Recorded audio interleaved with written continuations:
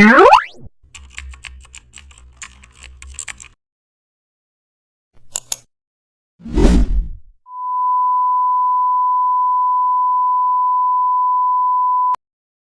back to the channel. Don't forget to like, share and subscribe for more updates. Today we are explore an amazing topic of Photoshop, how to create YouTube thumbnail button with custom shapes.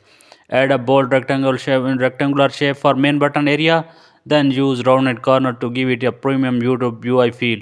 Then add a triangle play button shape in the center. Use contrasting colors to make the button stand out. Now add a subtle inner shadow to make it look pressable.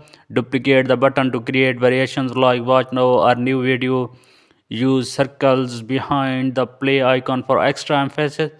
Add text overlays for clarity. Use shape fusion to create smooth gloss style edges and add a glow for high impact effect. Ensure alignment is perfect for clean and thumbnail.